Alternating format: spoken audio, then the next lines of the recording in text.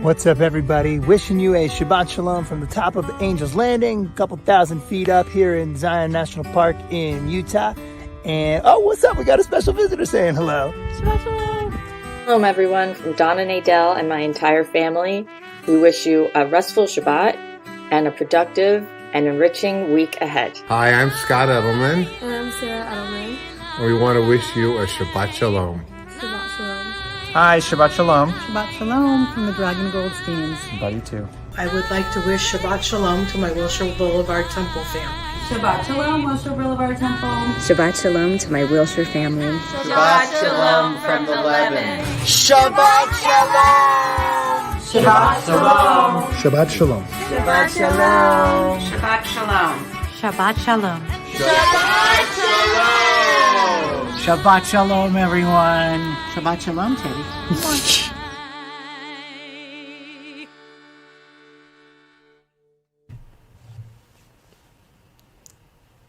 Shabbat Shalom, everyone. Hi, everyone. How are you? I'm doing well. How are you doing? Lisa. I'm doing well. I'm doing well.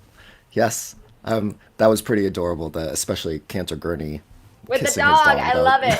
That was pretty cute. Well, welcome, everyone. Thank you for joining us this evening for our Shabbat services, our Koleinu service. We've started this way back in the day, a year ago, with high holidays, and continued through various Shabbatot throughout the year, and obviously we're continuing to do it virtually as well. So you'll see that there's a certain style to the music and some of the ways in which we're trying to engage with you and our community throughout the service this evening.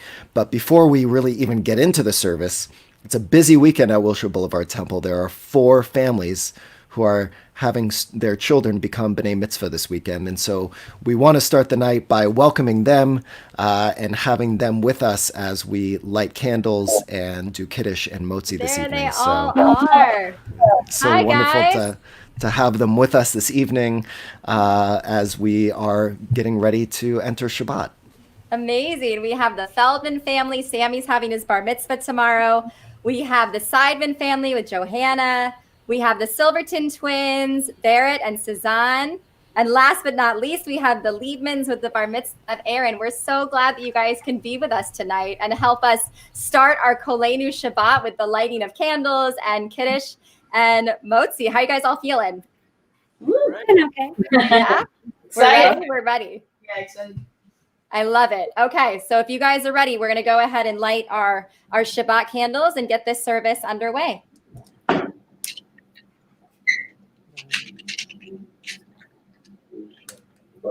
We're going to bring in that light of Shabbat 3 times. 1, 2, 3. Baruch atah Adonai Eloheinu melech haolam asher kitshanu b'mitzvotav v'tzivanu lehadlik ner shel Shabbat. Shabbat Shalom, everyone. We'll raise our Kiddush glasses as we sanctify this holy time together. Baruch atah Adonai Eloheinu melech haolam borei peri hagafen.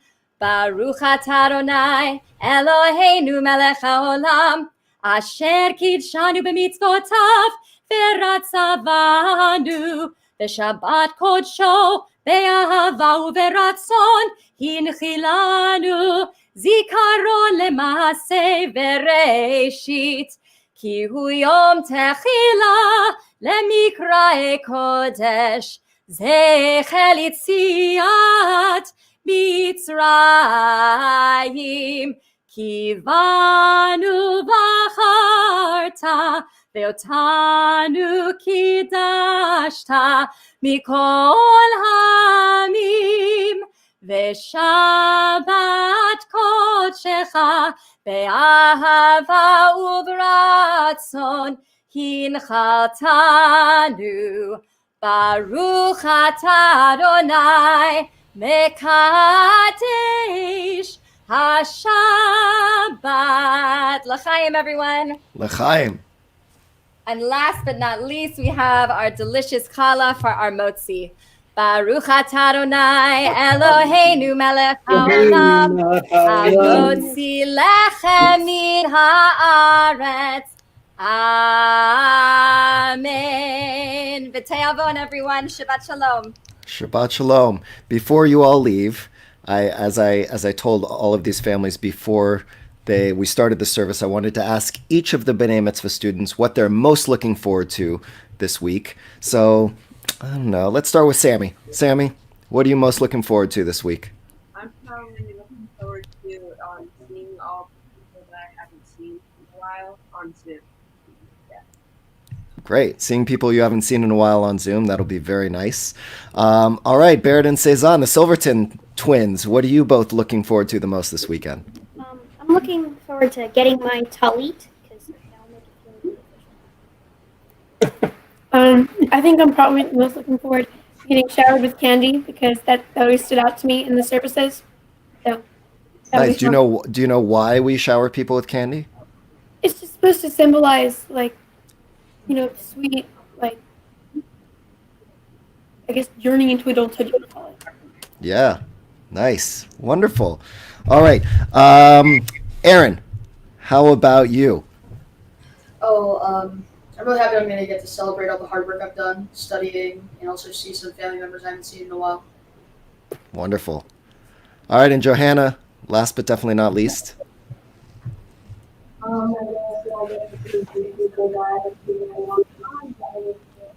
Little louder. It was a little trouble. Can you come a little closer?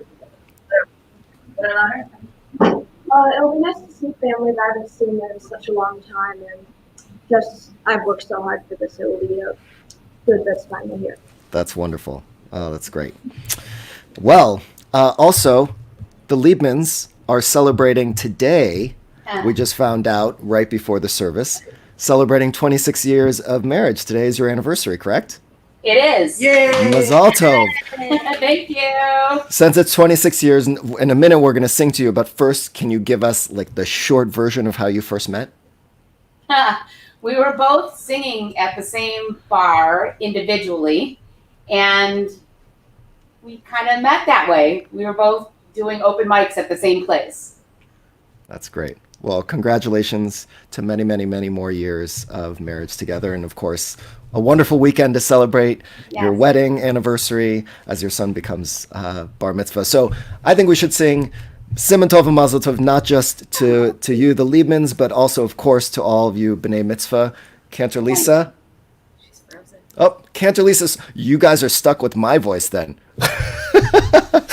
So here we go. Siman Tov, Mazel Tov, Mazel Tov, Siman Tov, Siman Tov, Mazel Tov, Mazel Tov, Siman Tov, Siman Tov, Mazel Tov, Mazel Tov, Siman Tov. Heilanu, Yeheilanu, Ulecho Yisrael. Yeheilanu, Yeheilanu, Ulecho Yisrael. Mazel Tov. The wonderful cacophony of joy. Congratulations to all of you. Thank you for joining us tonight, and have a wonderful, wonderful weekend to all of you. So thank you very much. Thank you, Mazel Tov, everybody. Thank you. As our B'nai Mitzvah families depart from the screen, and we hope that Cantor Lisa will be coming back soon, we're going to move into the beginning, really the Kabbalat Shabbat portion of our service. And Kabbalat Shabbat is this idea of welcoming in Shabbat. And there are many themes if we were to explore some of the Psalms, and actually a preview for next month's Koleinu service. We're going to do an artistic rendition visually and musically of all of the Psalms associated with Kabbalat Shabbat. So hopefully you'll be able to tune into that next month. We'll talk about that towards the end of the service. But really, one of the most important themes that we find, not just during Kabbalat Shabbat, but throughout our tradition, day in and day out, is this idea of gratitude.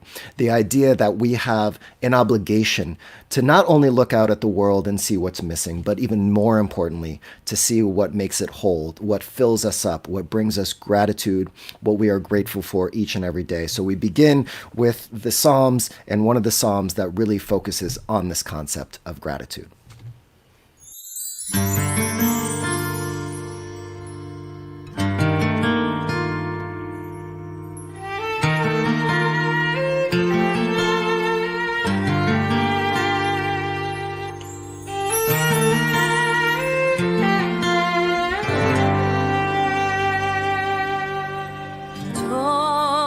להודות לאדוני, טוב להודות לאדוני, ולזמר לשמך עליון, טוב טוב להודות לאדוני, טוב להודות לאדוני, טוב להודות לאדוני, ולזמר לשמך עליון, טוב טוב להודות לאדוני, להגיד בבוקר חסדך, להגיד בבוקר חסדך, באמונתך בלילות, באמונתך בלילות, טוב טוב להודות לאדוני, להגיד בבוקר חסדך, להגיד בבוקר חסדך, באמונתך בלילות, באמונתך בלילות, טוב טוב להודות לאדוני.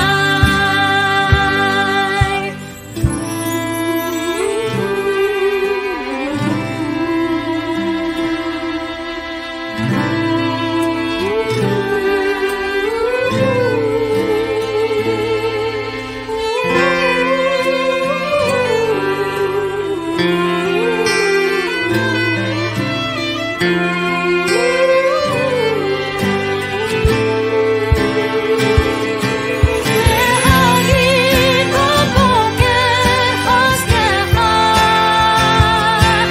להגיד בבוקר חסדך, באמונתך בלילות, באמונתך בלילות, טוב טוב להודות לאדוני, טוב טוב להודות לאדוני.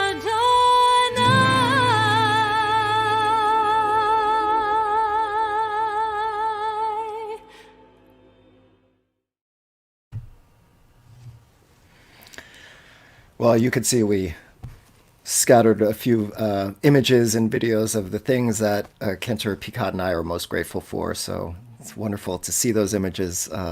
Obviously, such adorable children, we must admit. As I mentioned, this is our Koleinu Shabbat. Koleinu means our voices. And when Cantor, Peicott, and I envisioned this service, the whole idea was that when we were gathered together, there would be opportunities throughout the service for people to engage with us, that it wasn't going to be just a frontal performance, so to speak, but that what makes services and what makes community so important is that it's not just the voices of the cantor and the rabbi that you listen to, but it's also the voices of the community gathering together. And so since we are virtual and we can't bring everyone together and hear all those voices at the same time, this week we asked a variety of members of our community to share some answers to some questions, 3 questions that we posed to them. And we wanted them virtually to be able to participate in this service in a way that we could hear their voices. And of course, some of you have already been using the chat function on Facebook to share your own comments and to say Shabbat Shalom. We really love that. So that is, in this new reality, this is the way in which we can try to engage with one another. So as we move through this service, I really do invite you to find ways, if there's a comment you want to make, or as we're about to see with this first question posed that we posed to some of the members of our community, we asked, where do you find light this week? And so if you also want to add into the chat where you found light this week, it'd be nice for us, not only for Cantor, Peicott, and myself to be able to read those because we have the capability of doing that, but also so that our community can read those from one another. So here are a few answers to that question. Where did you find light this week?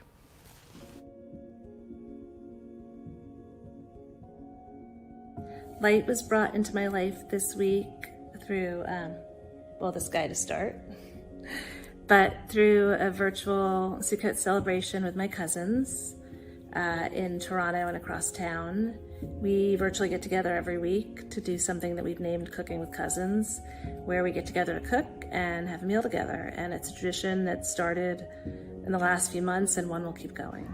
I found light this week by watching my kids become better independent learners and spending quality time with my family and my friends.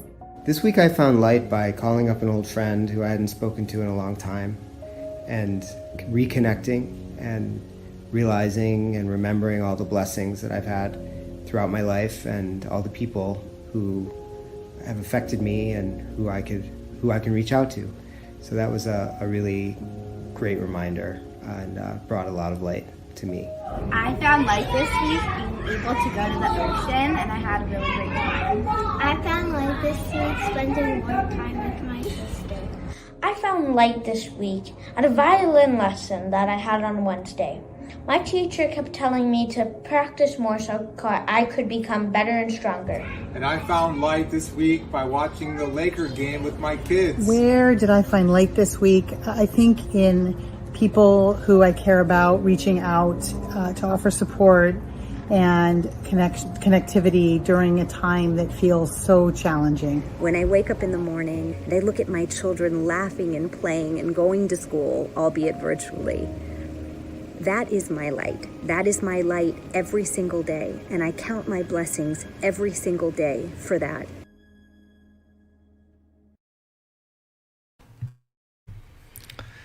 In addition to those that we just heard, I know Jonathan pointed out that his light is his wife and his health, and Merle said it, my family and especially my granddaughters, and grateful to be with them so much.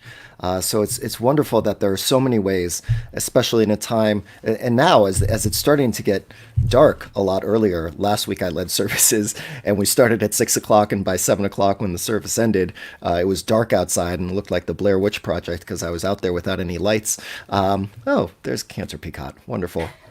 You were outside, now you're inside. You're all over the place, but at least you are here, because we're at that point where we have reached Lachadodi, and people could maybe tolerate my voice for a little bit of Lachadodi, but it'd be much better if you.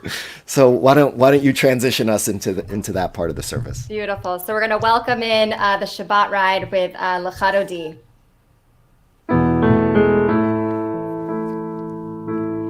Lecha Dodi Likrat Kala Penei Shabbat Lekabela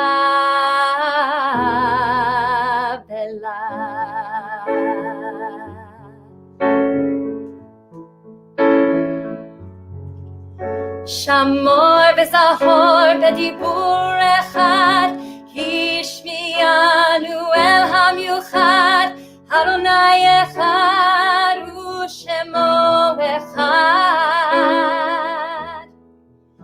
L'shem u'tiferet v'litehila Lechadodi likrat kala Penei Shabbat nekabela Lechadodi likrat kala Penei Shabbat lekabela.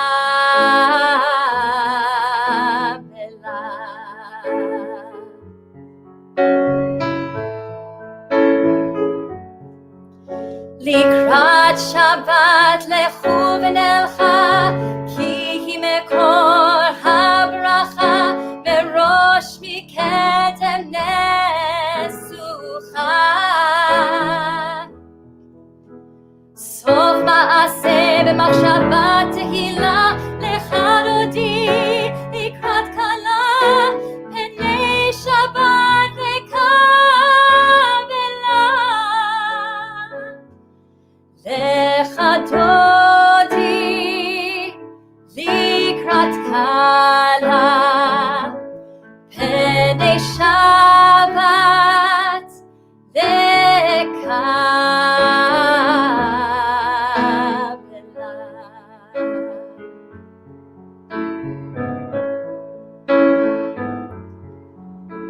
בואי ושלום עטרת בעלה, גם בשמחה ובצהלה, תוך אמוני עם סגולה.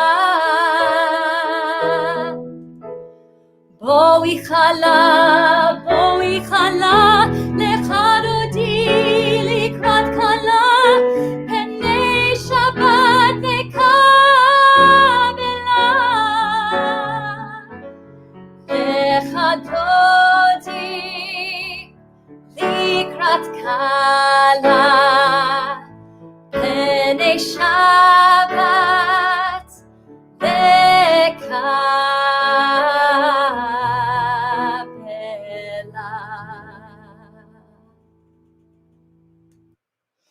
So I think I missed our first video of welcoming members from our WBD community to share their insights this Shabbat. But we have another way to include them. And what we asked them was, what are you looking forward to in this next year? And a little joke, as I was having technical problems, I was thinking about that question. And I said, I'm really looking forward to next year, hopefully not having my ability to Shabbat services depend on my internet.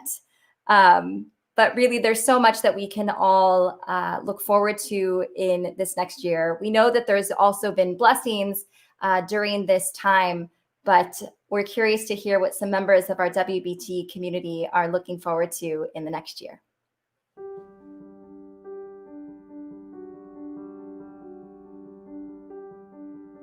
Something that I'm really excited to welcome into our home in the new year is a puppy. And I love dogs. I especially love puppies. And I'm just so excited to be finally getting one of my own. More than anything, I hope to welcome into my life in the new year and everyone's lives in the new year a sense of well-being. This has been such a difficult year between the pandemic, protests, environmental calamities, and just a horrendous political landscape. I think we're all reeling from everything around us. And I hope and I pray that this next year we all feel a sense of togetherness and well-being that we're trying so hard to find amidst everything that's going on right now. For the new year, I'm thinking that I just want to be able to keep the slower pace and of course stay healthy, and for my family and friends to be healthy as well. This year we look forward to welcoming health and happiness. This year, I'm excited and look forward to the wedding of my daughter Sophia to her fiancé Craig. I look forward to this year to returning to some sort of level of normalcy so that we can celebrate with them their upcoming wedding.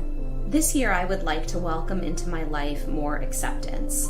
I tend to be incredibly solution-oriented and I always want to fix problems and sometimes people, and I would really like to work on being more accepting.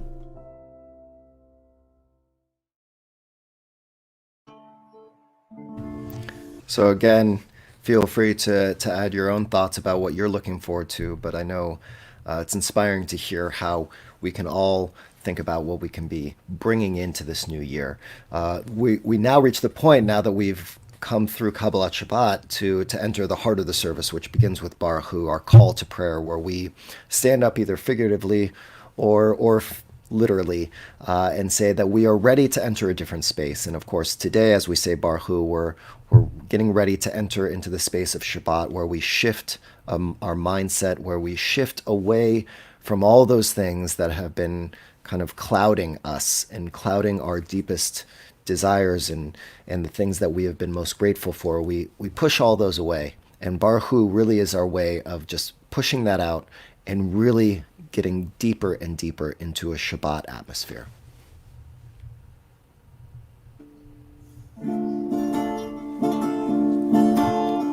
Lai, la, lai, lai, lai, lai, lai, lai, lai.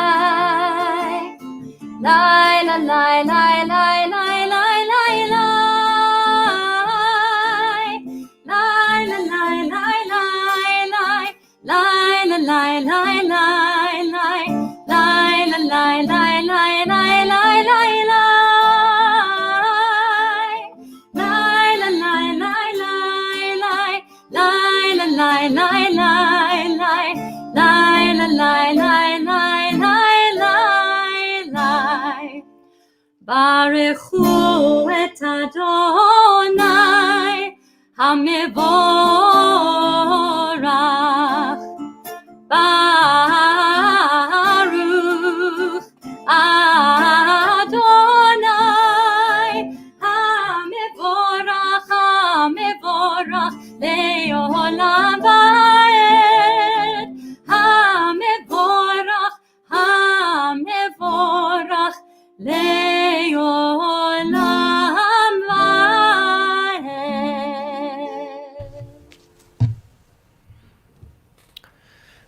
Last night we had on two different channels, we had two different voices speaking to the nation at the same time.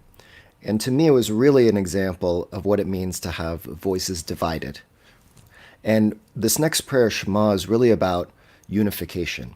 It's about thinking about the fact that there is so much division, that there is a true division of voices that exists in our country right now. But Shema is about searching for that inner unified voice, for the capability of us individually and for us as a nation to yearn for a time where we can feel as though we speak as one voice, as one heart, with a unified sense of vision. And so we take a deep breath and we imagine a sense of unity, of peace, of calm as we continue with Shema. Shema Yisrael Adonai Eloheinu Adonai Echad. Baruch Shem Kevod Malchuto Leolam Va'ed. We join together in the chanting of the Ve'ahavta. Ve'ahavta et Adonai Elohecha bechol levavcha ubechol nafshecha ubechol meodecha ve'hayu hadvarim ha'ele asher anochi metzavecha hayom alevavecha veshinantam levanecha vedibarta bam beshivtecha bevetecha uvlechtecha vaderech uvshochbecha uvekumecha ukshartam leot al yadecha vehayu letotafot beinenecha uchtavtam al mezuzot beitecha uvisharecha leman tiskeru va'asitem et kol mitzvotai vihitem kadoshim le'elohechem ani Adonai Elohechem asher hotzeiti etchem me'eretz Mitzrayim lihiot lachem le'elohim ani Adonai Elohechem. With this idea of unification, we come to the prayer of the Mi Chamocha. And normally what we say is that this is the Israelite song of freedom, which it was. But what we also sometimes talk about is the idea that before the Israelites had reached this sea, before they had reached this obstacle that was just standing in the way of everything they knew and everything they wanted, they weren't yet a people. It's only by walking through that sea hand in hand, crossing that obstacle together, that when they reached the other side, that they became a nation. And when we're united, it is impossible to stop us. We can accomplish our biggest dreams and our biggest hopes. So I'm introducing the Mi Chamocha as when COVID hit, for musicians, for cantors, anyone who did live performance or live music, this is the biggest obstacle that we've ever faced in being able to still do what it is that we love and what we need to do. It's impossible to sing at the same time. It's impossible to be with other musicians.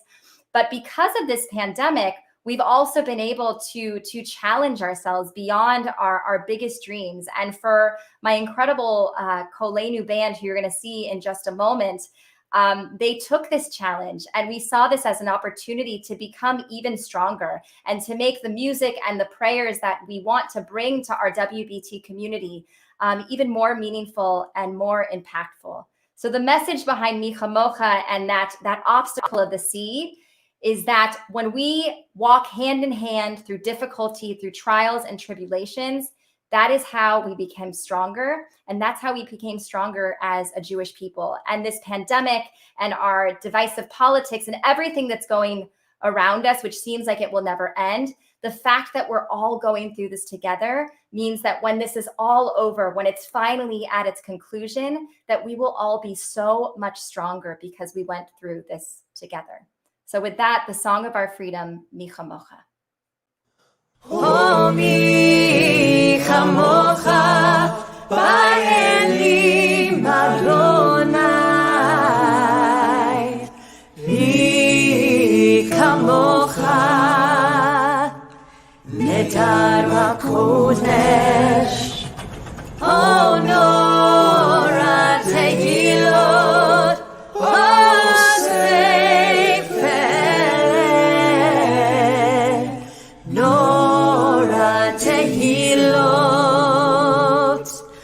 Sefer,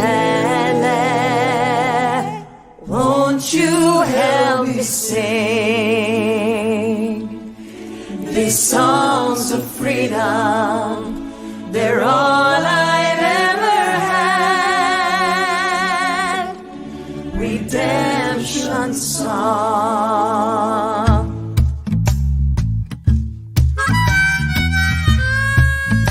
Oh, mi chamocha,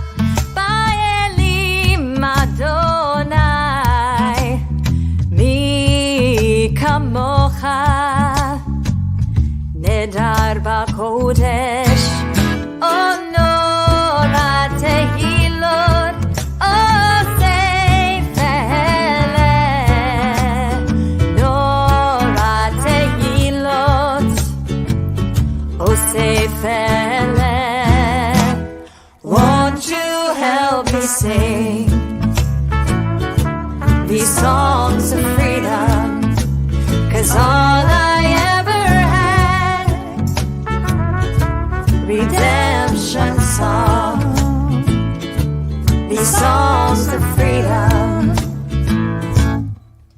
Oh, mi chamocha, ba'elim Adonai.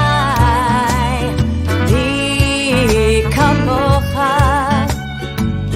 nedar ba'kodesh.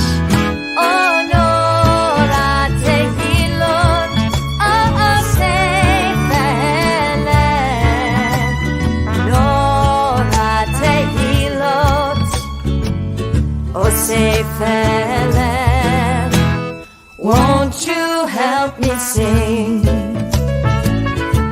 these songs of freedom? 'Cause all I ever had, redemption song, these songs of freedom, redemption song, these songs of freedom, redemption song, these songs of freedom.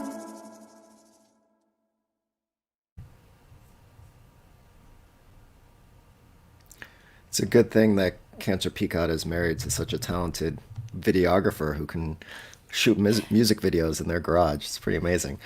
Now you all know where I record from. Yeah. My garage. Garage, your backyard, everywhere. There's no place you won't shoot an amazing music video / prayer. It's really amazing. So thank you to your husband, Joe. Before we go to the next question we asked, I just want to share some of the answers that people shared on Facebook about what they're looking forward to in the new year. Merle saying looking forward to a year of peace and continuing less stress, and what was said in the video. And Deborah Dragon looking forward to hugging my mom again. Maggie talking about welcoming a baby granddaughter and her eldest getting married. That's extremely exciting. So many things that we are looking forward to. And the third question that we posed to some people, and of course that we're posing to you as well, and we'd love to hear your thoughts, is what is your source of strength? At a time where we may feel weak or vulnerable, where are you finding strength at this time?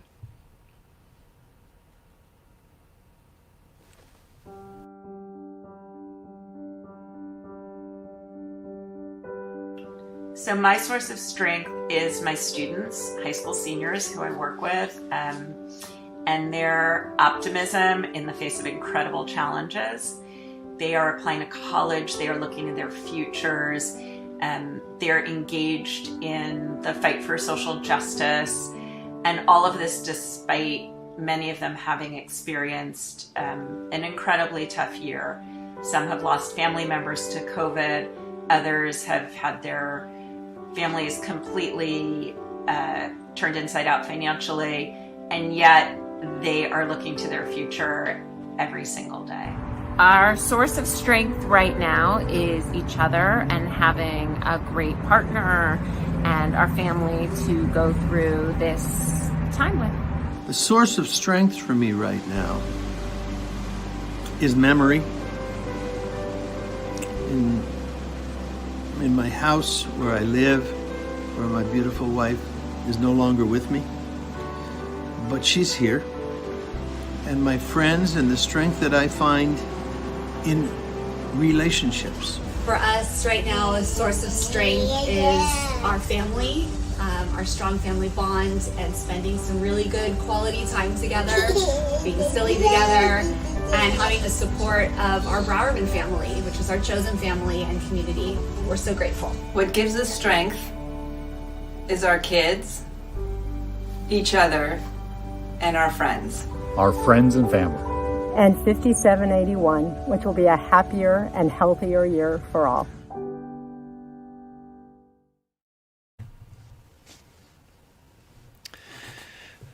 My sukkah is still up in my backyard. Sukkot has been over for a week now. And okay, part of it is that it's been a busy week, so I haven't had as much time as I'd like, especially it's been so hot, to take it down. But I was reflecting today as the week came to an end, and how part of me really wishes I could have done the service from the sukkah, even though it's not Sukkot. And I started thinking, why am I keeping that sukkah up? Part of it, as I said, is just not enough time. But there's something about the shade that it has created in my backyard. A few of my daughters have had some socially distant play dates and hangouts in our sukkah. We have a very large sukkah. I've still been able to go out there and do some of my meetings and to read during the day. Otherwise, I would be scorched. And I think right now we are feeling scorched, and there is so much heated debate, and there is such a sense of heat coming from all directions, some of which is a passion and some of which is coming from a place of negativity. And this next prayer, when we say it during Sukkot, it makes complete sense. Hashkivenu, this idea of being under a Sukkot Shalom, a shelter of peace. But as I was sitting out there in that sukkah, there's also this idea of shade, that when you are bombarded by heat from all directions, we need that shade. We need a respite from that intensity. And not only did my sukkah give that to me during the holiday of Sukkot, and now even a week more, but Shabbat, our community, these are things that we yearn for, to give us some shade from that intensity that can beat down on us throughout the week and throughout this year. And so as we move into Hashkivenu, I want you to think about where, not only where are you finding strength, but what is that sense of shelter, of peace, of shade that can give you a little bit of respite from the challenges that you're facing, that we're facing all together as a community. So we continue with Hashkivenu.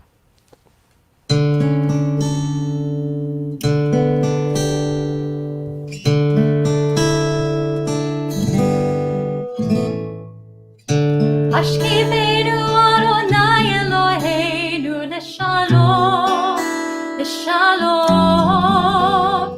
V'ha'amidenu malkeinu l'chayim. Ufros aleinu sukat shlomecha, ufros aleinu sukat shlomecha.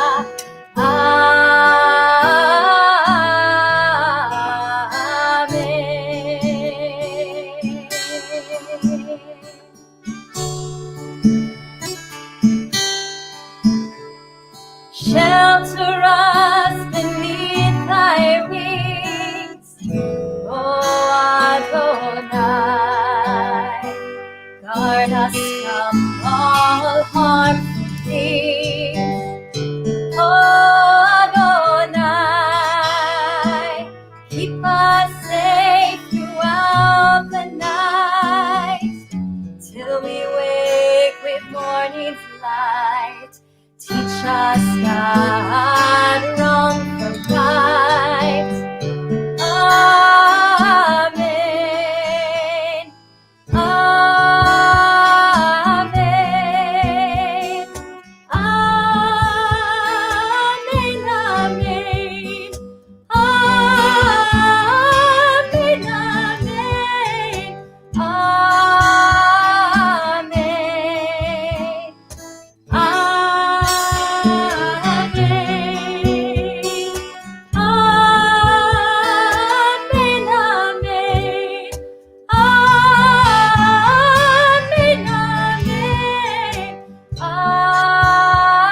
Amen. Amen. Amen.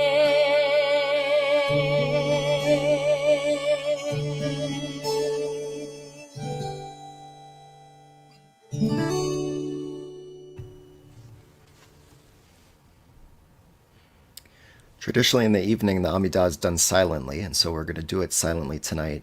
And instead of us putting up the words to the prayers, we wanted to just make this a more meditative, almost hypnotic minute or so for you either to just close your eyes and listen to the sounds that you'll hear, kind of a sound bath, or to look at the solo candle that will be in front of you and think about light and think about strength, or whatever else may come to your mind. So we now take a moment of our own silent personal prayer.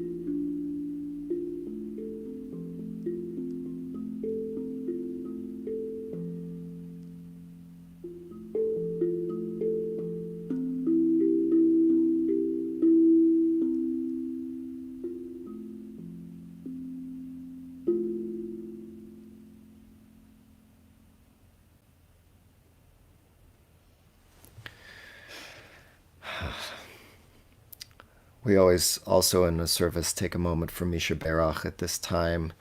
If there's anyone you're thinking of who is in need of healing, physical, emotional, spiritual, feel free to write those names in the chat so we can be thinking about them And as we offer this prayer for healing for the people in our own lives, for the people in our city and the country and around the world who are in desperate need of healing and support.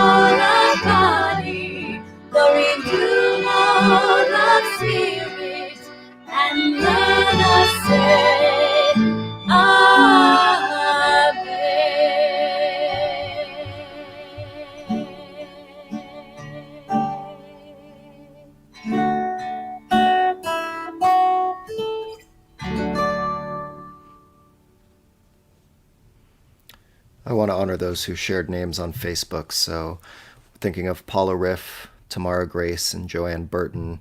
We're thinking about Muriel Blankfort, Barbara Trayson and Beverly Gantz, TJ Duclos, Linnea Olson and Laura Greco, Billy Schlensky. So we're thinking about all of them and anyone else. Sending a refuah shlema, prayer for complete healing. I want to do a little bit of teaching tonight about the start of the Torah. We are in Bereshit. We are at the very, very beginning. And this year I decided that I wanted to focus not just on the story of the 6 days of creation, but I wanted to look at the story that comes after that. And even right after Adam and Eve, there's, of course, the very troubling story of Cain and Abel. And I wanted us tonight just to study some of the midrashim, some of the rabbinic commentaries on the story, because I think what our tradition is doing is giving us some warnings for ourselves and for those with whom we associate, right here in the very beginning of the Torah. Right after this beautiful light and creation, we move almost immediately into suffering, pain, and destruction. And I think it's fascinating that the Torah does that. It doesn't even give us one Torah portion where we can just bask in that light and optimism. It goes straight into the warning signs. And I think now is an appropriate time for us to be thinking about that. So I want to share with you first part of the story so you can refresh your memory, because it may have been a while since you've heard it. And then we're just going to look at a few midrashim, and I'm just going to talk about them a little bit. And I want you more to just sit with them and think about how they relate to your life and how we can be imagining them in the context of our world today. So here's the story. Now the man knew his wife Eve, and she conceived and bore Cain, saying, I have gained a male child with the help of God. She then bore his brother Abel. Abel became a keeper of sheep, and Cain became a tiller of the soil. In the course of time, Cain brought an offering to Adonai from the fruit of the soil, and Abel, for his part, brought the choicest of the firstlings of his flock. God paid heed to Abel and his offering, but to Cain and his offering he paid no heed. Cain was much distressed, and his face fell. And God said to Cain, Why are you so distressed? And why is your face fallen? Surely, if you do right, there is uplift. But if you do not do right, sin couches at the door. Its urge is toward you, yet you can be its master.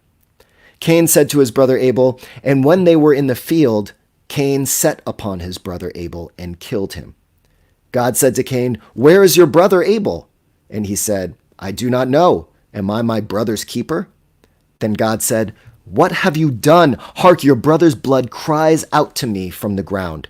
Therefore you shall be more cursed than the ground, which opened its mouth to receive your brother's blood from your hand. If you till the soil, it shall no longer yield its strength to you. You shall become a ceaseless wanderer on earth. A very troubling story indeed.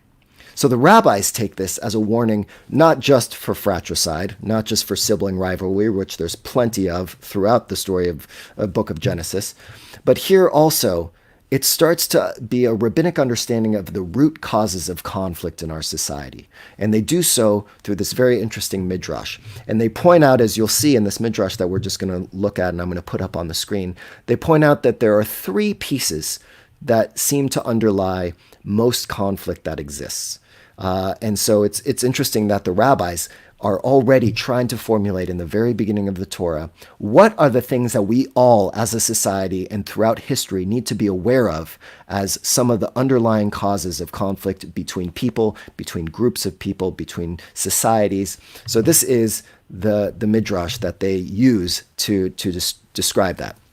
And Cain spoke to Abel his brother, and it came to pass when they were in the field, what were they arguing about? They said, come, let's divide up the world. One will take the land and one will take the movable property. This one said, the ground you are standing on is mine. The other one said, what you are wearing is mine. This one said, take it off. The other one said, fly. Because of this, Cain rose against his brother Abel and killed him. Rabbi Yehoshua of Sachnin said in the name of Rav Levi, they both took the land and the movable property. What were they arguing about? One said, the holy temple will be built in my boundary.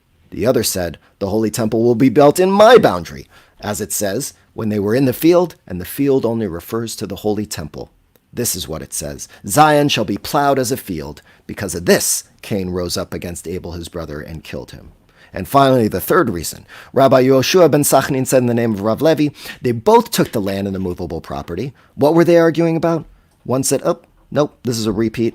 Actually, it's supposed to say, and what were they arguing about? They were arguing about Eve and who is supposed to be with Eve. And one of them says, I want to be with Eve. The other one said, well, she has a twin sister. I want to be with her twin sister. And so this, according to the rabbis, are the three root causes of conflict. The first one, they were both arguing about land. Whose land is what? This, according to the rabbis, is the sense of economics and material possessions, that one of the most significant things that we face in conflict is this idea of economics. Who has more, who should get what, material possessions, that, as we think about it, is one of the main root causes. The second one, this idea about the temple and where should the temple be built, on his land or her land, this idea that the rabbis are suggesting that there are religious and ideological differences that divide us, that we have to be warned and wary of the fact that we have the possibility of dividing ourselves when we have ideologies that conflict or seem to conflict with one another. And then the third one, this idea about Eve, is about this idea of passion, about sexuality, about emotional investment. These are the three main issues that the rabbis point out come from this story. But they go even further. The warning is not just about societally what we need to be wary of, economic divisions, ideological differences, and sexual and emotional desires. But they get even more specific about the warnings about two types of responsibility that each of us needs to be aware of: moral and personal responsibility. And so this next midrash focuses on the idea of the failure of personal responsibility. And I think this is relevant given some of the things that we've been hearing in the news lately. It's interesting that the rabbis a long time ago bring up these two things that seem to be an issue about Cain. Because really, if you remember, Cain gets the mark of Cain at the end of the story, and he is sent off to wander, and he is always to have this mark with him. But here, two reasons. It may be compared to a person who entered a garden and gathered berries and ate them. The owner of the garden ran after him and said to him, "What have you in your hand?" He said to him, I have nothing. To which the owner replied, But your hands are stained. In like manner did Cain reply to the Holy One, blessed be he. Am I my brother's keeper? To which the Holy One, blessed be he, replied, Villain, the voice of the blood of your brother cries to me. And then the second, it may be compared to a person who entered a pasture and snatched a kid and slung it behind him. Whereupon the owner of the field ran after him and said, What have you in your hand? To which the latter replied, I have nothing. The owner then retorted, But it is bleating behind you. Similarly, the Holy One, blessed be he, replied to Cain, the voice of the blood of your brother. These are two arguments that the rabbis are warning us against ever using, and to be warning us when we hear that coming from other people. When someone does something wrong and literally their hands are stained with their involvement in something that is problematic or morally disturbing, beware of the person who says, it's not my problem, even though literally there is factual evidence to suggest that they were involved in that problem. And then secondly, this idea that someone steals this goat and it's literally behind them and they say, I have nothing to do with this. And yet the cries and the pain of that bleeding goat are literally right behind them. And yet they ignore it as though they have no responsibility and are not even aware of it. I feel like these are two arguments that have been used recently, and these are things that we need to be aware of are problematic according to our tradition. These are examples of the Cain-like approach, and this is in contrast to, of course, Abel, and in contrast to the way of the Jewish way of taking on responsibility. Those are two examples that Cain puts forth of not taking personal responsibility for your role in some issue. But they don't stop there. There's one more. In addition to whether or not we take personal responsibility, there is the issue of moral responsibility, and that's illustrated through this next midrash. As soon as the Holy One, blessed be he, said to him, Where's your brother Abel? Cain replied, I don't know. Am I my brother's keeper? You are the keeper of all creatures, notwithstanding you seek him out at my hand. To what may this be compared? To a thief who stole articles by night and goes away. In the morning, the gatekeeper caught him and asked him, Why did you steal the articles? To which the thief replied, I stole, but I didn't neglect my job. You, however, your job is to keep watch at the gate. Why did you neglect your job? Now you talk to me like that? So too, Cain said, I did slay him because you created me with the evil inclination. You are the keeper of all, yet you allowed me to slay him. You are the one who slayed him, for had you accepted my sacrifice, the same as his, I would not have been jealous of him. Oh, okay. So this is compared to someone who steals something and then says, well, that's part of my job. You, on the other hand, you were supposed to stop me and you failed to stop me, and therefore it is your fault. And the same as though Cain saying, well, you created me, and because you created me, it's your fault, not my fault. This is the idea that individually but also collectively, we have a moral responsibility to look out for one another, to think beyond our own role, and to see that we are part of something much bigger. And also that here we are reminded, we just had the story of Adam and Eve, which is the first idea of free will. We are reminded again through these midrashim that we have this power of free will. We have a choice. Are we going to take responsibility? Are we going to surround ourselves by people who stand up and say, yes, I did wrong? Or are we going to spend our time with those who deny their responsibility in actions, whether good or bad? The rabbis seem to be warning us. The mark of Cain are those who do not take responsibility, those who have the stain on their hands and who still deny the role that they have played in whatever trauma or challenge exists around them. So this seems to be something that right in the beginning, as we are creating the world, we are looking for light in the world. We are looking for light in our lives. Let us surround ourselves individually and collectively with people, with leaders, with a community who is willing to stand up and take responsibility and to guide us through honesty and optimism into a future where we can be surrounded by light and not by darkness, so that we don't need to walk out of that Garden of Eden, out of that area with the mark of Cain on our foreheads, and instead with the mark of love and hope. And so that was what I took from this week's Torah portion and the story of Cain and Abel. With that, In a minute, we are going to move to the conclusion of our service, but I do want to share a few announcements with you as we look to the following week and beyond. This Sunday, feel free at 4 p.m. to join us for a fascinating conversation between Dr. Stephen Windmuller and Dan Schnur. They're going to be talking about this upcoming election in a few weeks and some of the Jewish trends. I highly recommend you tune into that. It should be a fascinating conversation and, of course, extremely timely given what everything is going on these days. Our next Koleinu service is going to be on November 20th, and it's going to start at 6 p.m. And Cantor, Lisa, and I have been thinking about doing something a little different. We're trying to take an artistic look at as I mentioned at the beginning of the service, of the Psalms of Kabbalat Shabbat. And we are going to create something kind of like one extended music video and experience, with our goal being also that those who sign up will get a sensory packet at home that will correspond and correlate with the different Psalms. As you watch this experience before your eyes on the screen, that there will be also ways for you to engage in that experience literally from your home.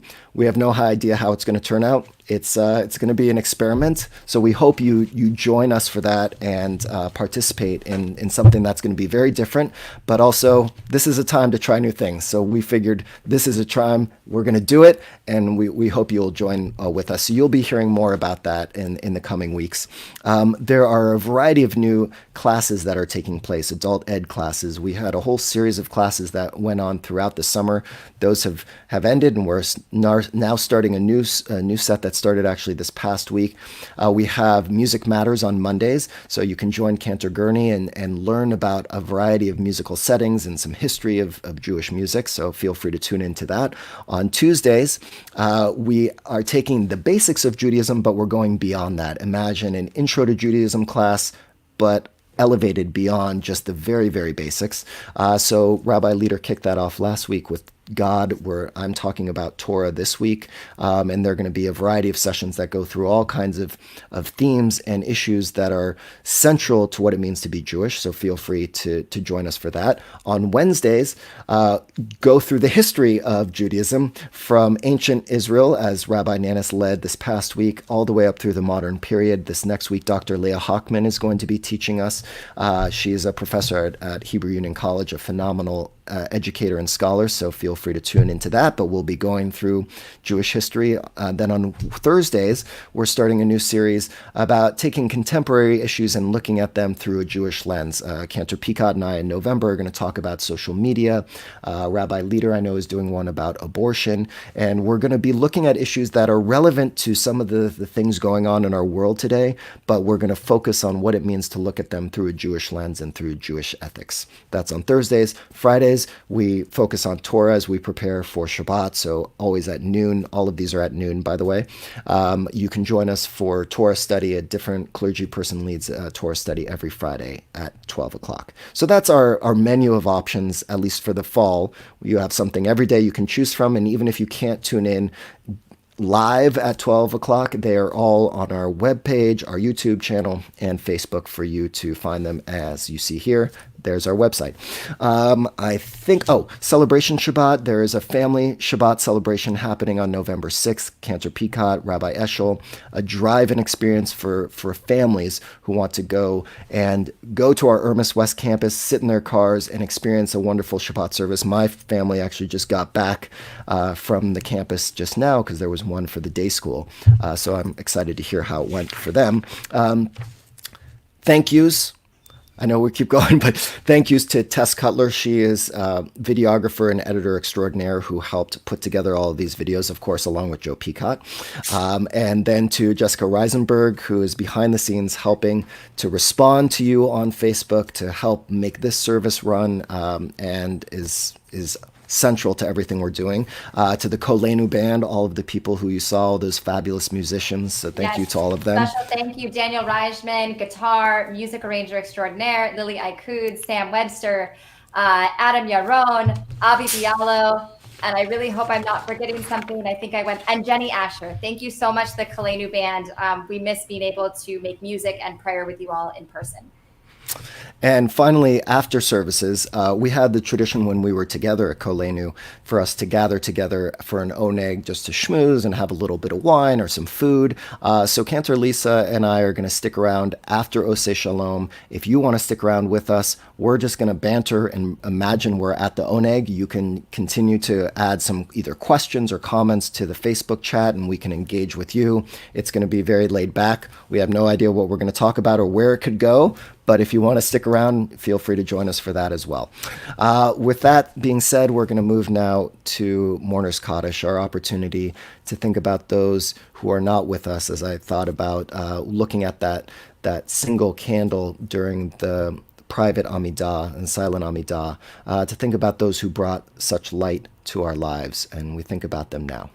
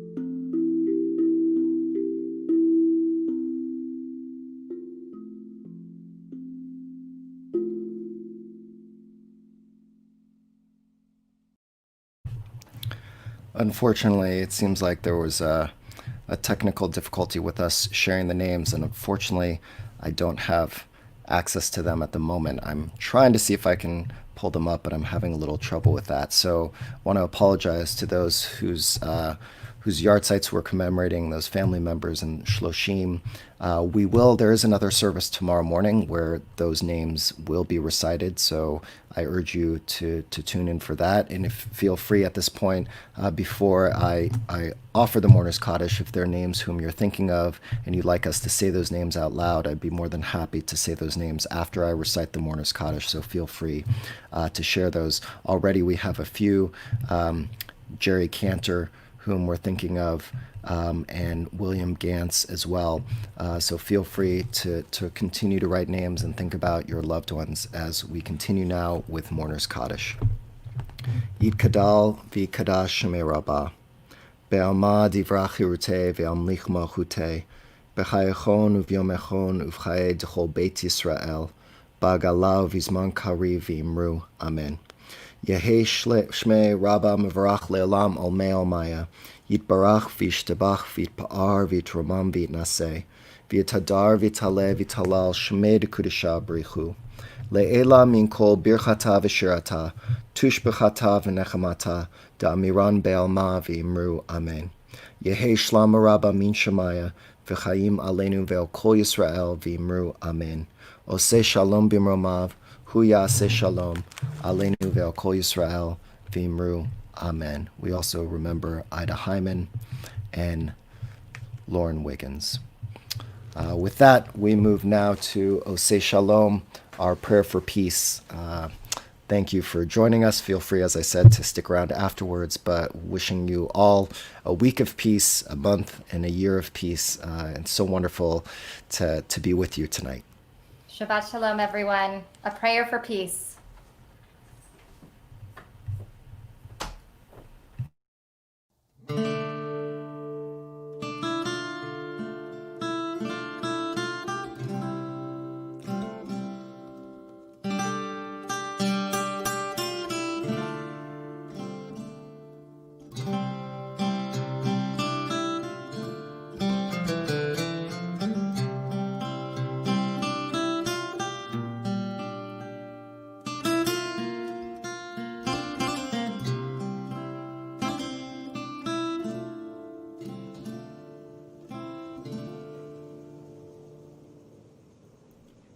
עושה שלום במרומיו, הוא יעשה שלום עלינו ועל כל ישראל ועל כל יושבי תבל, ואמרו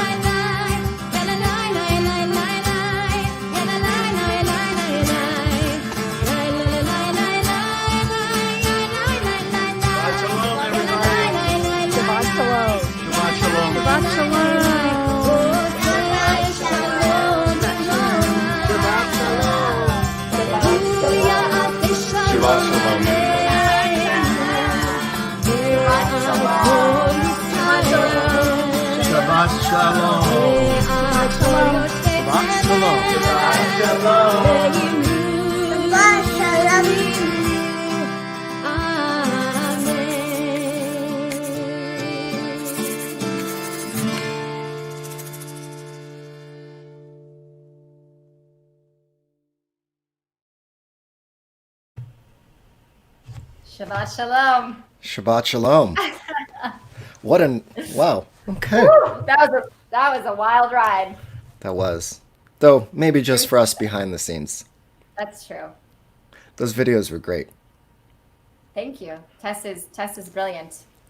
Well, also, so what made you decide that you wanted to film from your garage this time? Like, what was the vibe you were going for? The vibe is we wanted to show a behind the scenes of what it looks like to be a Cantor in the year 2020. And so the garage, because it's the only place that's like quiet enough with the baby and Joe's doing his conference calls, I can kind of lock myself in the garage. So I was like, what if we filmed from the garage?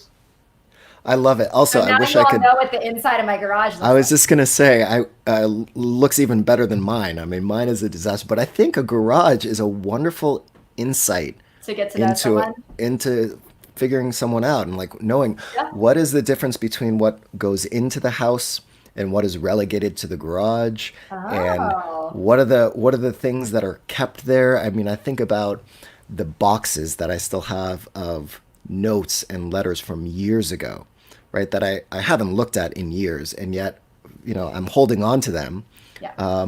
And when am I going to look at them? Or are my kids going to look at them? And just the things that we hold on to, the things that we were willing to let go of. And I feel like the garage is that interesting space where things are teetering between being thrown out or donated and or making their way into the house. It's kind of like this liminal space for objects and memory. Yeah, there's definitely things that like come back. Like if I think about, so when we were decorating his nursery, I just had it like my parents went into their garage and they found stuffed animals that were mine as a baby. They had found like my old treasure chest full of all my costumes that my grandmother had made for me. Like it's just been sitting in there waiting to be rediscovered.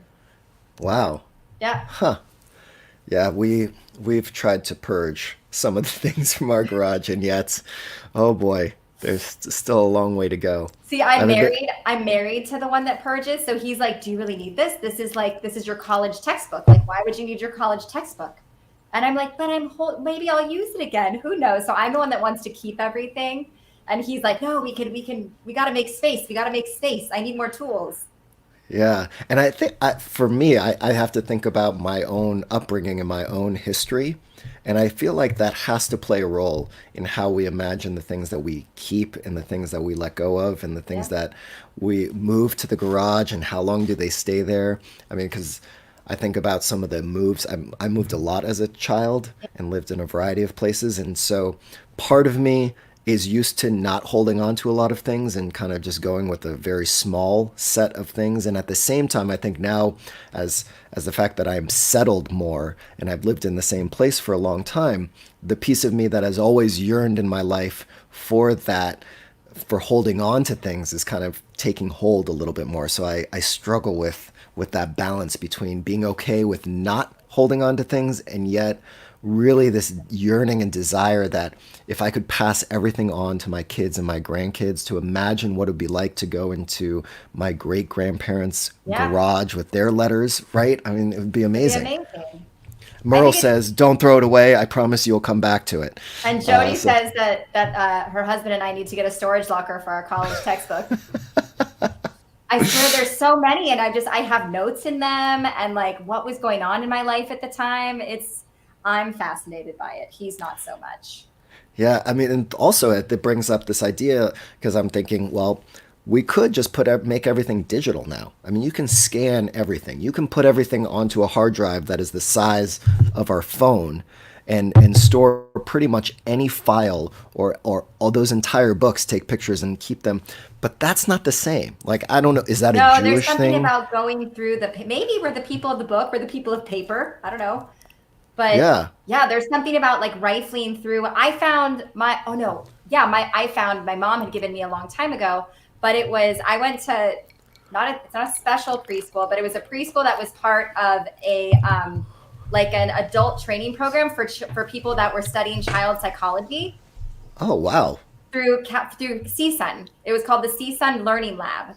And so you'd be in a regular preschool class, but there were like two-way mirrors. I guess I was kind of like X-Men. There were two-way mirrors and they could study how kids interact. And so at the end of each like quarter or whatever, like the parents would get kind of a progress report on like how your child is progressing and what they've noticed. And so she found that. And so I was able to see like what I was like as a 3-year-old. And I was not shocked at the things I saw.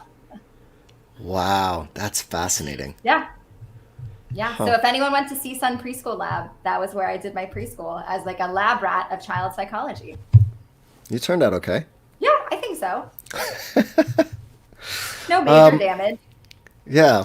Well, we don't have any comment. I thought maybe people would want to engage with some questions or anything, but it is also 7:20. We've been going on for a while. I do have to point out right up there. Do you know what that image is? I have to take this down. I can't see it from that far away. All right. Well, we did talk about your eyesight the last time we did one of these schmoozes. We did. You're right. Princess Bride coloring book. Oh, the best. I got this for Julia, I think for our anniversary or her birthday. I don't remember what. And so it's coloring pages for all the different parts of the movie. As you wish. So classic. Our girls love that anniversary? Movie. I don't know. What? I don't know those things. I probably should. How many years have you been married now? It was 6 years in July. Wow. Yeah. Like that. Time flies when you're having fun. But quarantine. I'm kind of convinced that with quarantine, it's like just add another 7 to how long you've been married. I don't know if anyone else feels that way, but married couples were not they were not intended to spend this much time together. That's good. A really good point. Not a bad thing, but I really think at this point, it's like 7 years can be added to any marriage. I like that. I'm gonna pitch that to Julia. Yeah, 7 years can be added. Well, anything else we should talk about before we say goodnight and have a little No, l'chaim? this was nice. A little l'chaim after Shabbat. I mean, people have stuck around as I look in the little top of the screen. So See, I thank don't you see all what for. you're seeing. I never Really? get that number count. I can't. I don't have it on mine. I think I don't have the special privileges. That's what it is. You deserve the special privileges. But yes, that's true. I do have the behind the scenes look at things. But yeah, no, there's still people tuned in. Jessica said, remember there are comment delays. Keep chatting. That's what she just told us. Oh, and my wife just came in and said, cut it off. She was like, the family is home. Shabbat is done. Right. Yeah, but that whole idea of the Shabbat, the fact that my family went to a Shabbat and stayed in their cars the whole time, and that you and Rabbi Eshel are doing that in a few weeks. And today I was there when the day school was giving out supplies, because every couple of months they give out a new set of supplies for children at home. And so cars come through a carpool, and so we were handing out a little challah to each car. And it's so nice to see people, and yet so weird, right? I mean, you and I, we've started with Rabbi Nanas to start planning Hanukkah, and what would it be like to create a drive-in movie at the West Campus, and what does it mean for us to be gathering with the leaders on the stage and everyone in their car? It's just a whole new world. Thing, it's bizarre, but every time that you see people, like, I don't know if you experience this, I go through this, like, oh, I don't know how to interact, like, in public. Like, what's the social norm? Like, I don't know what I'm doing. I'm just not used to it, but it's also amazing. Like, I've been going on Fridays to do Shabbat with the ECC at the Irmis campus, and, these little kids with their masks on, but they're running and they're playing and they're being socially distant and they're being so good about it. It's really inspiring to see, but also sad that we have to be in this situation. Yeah, I'm going on Wednesdays I tell stories to the preschoolers, and Fridays I lead with Charlie Kramer at the East Campus. And you're right. I mean, it's so adorable to see their little eyes, and when they jump up and down. All you see are their eyes. All you see is their eyes. Yeah, when I ask them questions and try to make it a little interactive, I feel like I'm already deaf. Like I feel 30 years from now where I can't hear. Yeah, because obviously there's no cues with the mouth, so it's a really interesting. So, but for me, it's a nice way into interacting with people. Finally, I'll be able to interact with adults one-on-one. Just kids for the rest of. But there's also something nice. Like when I first get there, it's very like, they're just unsure. Like they can't go by anyone. They have to sit on their little square all by themselves. But once we get into a couple of the songs and they do Bim Bam, it's like for this brief moment, everything seems normal, and they're singing behind their masks, and they're smiling and they're dancing and they're clapping, and like the teachers and Carol Boville, our director of the preschool. I mean, what they've done for these kids is just.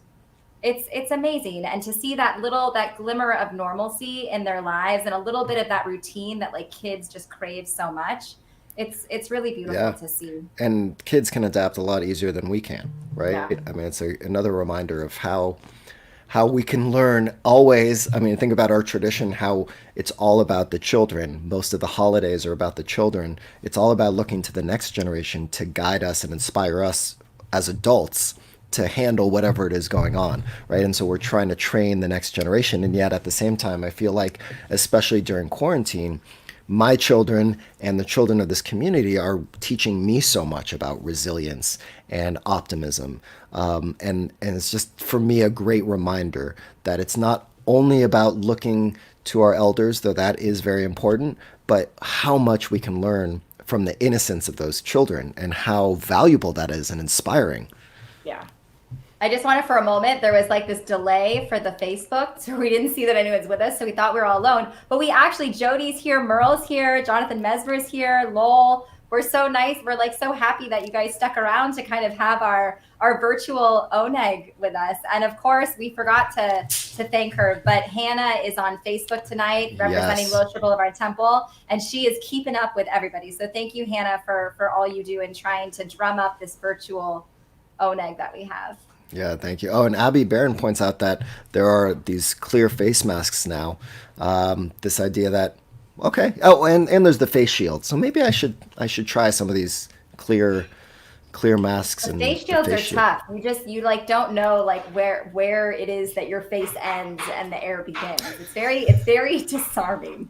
Oh, see, I haven't tried them yet, so maybe But I've that's seen the clear ones. The clear ones have like they have the mouth cut out that's clear so you can read lips. But for like a little kid where it's so important to like kind of see because you Yeah. can't understand them, they have the clear ones. But they're also guess- they're a little scary.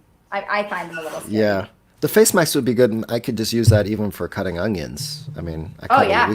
we use a lot of onions in our house. For one of my daughters loves eggs with onions for breakfast, so I'm cutting onions on a regular basis. So maybe I should get a face mask just for that.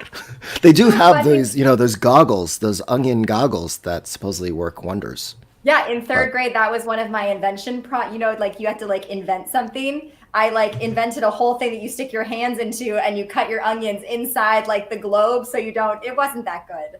But it's funny that you bring That's up the onions. brilliant. Because your oldest daughter told me about how many onions are always in your house. And she told me, she said, my dad's always cutting onions for the salad, just always for the salad. That is really, all of a sudden I'm losing you on my ears. Yes, we do have a lot. It's a lot of onions. Onions are good. I don't know what else. Hi, Deborah. Deborah said that we're making her night. We miss you, Deborah. Oh, well, I'm glad we're making Deborah's night. Can you hear me at all? I can hear you. Oh. I just can hear myself too. Oh. Maybe that's better. Oh yeah. Yeah. Okay. We're good? Hopefully that'll stay. Yeah. Now it's your turn for the technical problems. My AirPods are I guess going out on once me. they start to go out, that's the last call. That's the last call. Yeah. I don't know. Oh, did you watch The West Wing? Did you watch that last night? I haven't watched it yet. Oh, it was really good. Julie and I watched it last night. I'm curious if anyone else has watched it and what they think. That was my plan for the weekend. Yeah. We've been on a show called The Boys, which is all about in a world where superheroes are kind of evil and they're left to their own devices to kind of run the world. So we've been kind of on that each night after the baby goes to sleep. The dark side of superheroes. Yeah. I like that idea. Money and politics. I mean, it's like celebrities. It's very interesting. Yeah, that is a good show. Yeah. But yes, I liked The West Wing. You know, I have to be honest, I haven't watched every episode of all the West Wing series. What? But I know. What? Al chetche chatanu lefanecha.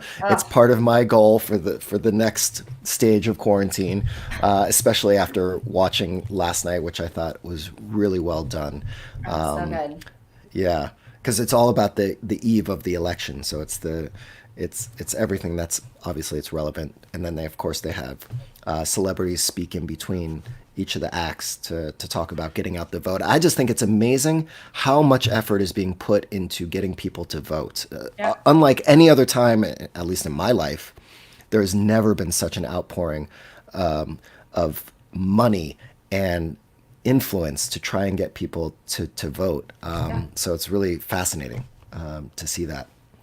Yeah, it's amazing. And the numbers are, I was listening to NPR this morning and they say that the number of people who have sent in their ballots already, that it's, I mean, triple, 4 times, 5 times the number of people who would have normally voted at this time. So I think it's just, there's a huge push for it. And people also, they want to get their voices out there. Yeah. So vote. If you're vote. I feel like most people who have stuck around this long into our time probably are going to vote. I hope that's the case. Or they're going to vote us off and boot us from Facebook at some point. That's just when they stop the feed. That's just when Yeah. Zuckerberg is like, oh, you're gone. Stephanie Heisler, I'm thinking about you and your family this weekend. Yeah, Stephanie, we're sending you lots of love. Lots of love to you and to Jeremy and the whole family. And so thinking about you, and I'm sorry the names weren't able to come up so we could hear them earlier during Mourner's Kaddish, but we're thinking about Jeremy's grandparents, and the names will be shared tomorrow. So thanks for sticking around and tuning in. Well, Cantor Peicott, it's been a pleasure. It's the post-Shabbat show, Oh, there, we could have a theme song for the next one. Though I am very excited for our November experiment. I'm filming with Tess on Wednesday. It should be exciting. Oh, the post Shabbat show. Oh, thanks, Jess. I like it. No, it should be, it's an experiment. It's a little different, but we're all kind of stuck in our homes. So why not try something different? And we're never able to do and give proper honor to all of the Kabbalat Shabbat service, all of the different psalms that are supposed to take us from, the busyness of life and the stress and the chaos. And with each psalm, we're supposed to move slowly into that peace and that serenity of Shabbat. So we want to take you on that journey, even if you're in your home. Yeah, it should be. We started by comparing it to Beyonce's Lemonade video, but I feel like it's moved into a deeper, more spiritual place, for sure. So yes, that will be November 20th. That should be fun. November 20th. And I just think this time, if we're not experimenting with what it means to, obviously it's all frontal, really in a way, a lot of this, what we're creating is frontal, but it's so like to use visuals and to really try and figure out what are the things and strategies we can start to implement so that even when we're back in person, we can start to meld the COVID learning with the pre-COVID learning, and what it means to experience Judaism. I feel like if we're not constantly figuring that out, it's bad news for the Jews. Agreed. So, agreed, sir. Agreed, Rabbi. Well, is your son coming home soon, or are you solo? They normally wait until I'm like offline or they're like outside. I haven't gotten that text message yet. But we have a wonderful Shabbat meal that Elliot from Cornucopia Catering dropped off to us this afternoon. So we're like so excited. I missed his cooking. I know. I missed his cooking. I missed even just like talking to him was amazing. That's really nice. Yeah. Well, thank you to him and Cornucopia for bringing you your meal. I don't have to cook anything. Maybe we should get sponsorships for our Koleinu Shabbat. Cornucopia for everyone. Yeah. Well, enjoy that meal. That sounds wonderful. Thank you. Lisa, bye, everyone. always It was amazing nice to hang out and with pleasure. you. Thank you, everyone who stuck around. Really appreciate all of you, and Shabbat Shalom. And Jessica and Hannah, thank you again for also sticking around longer than usual. So, bye, everyone. Shabbat Shalom, everyone.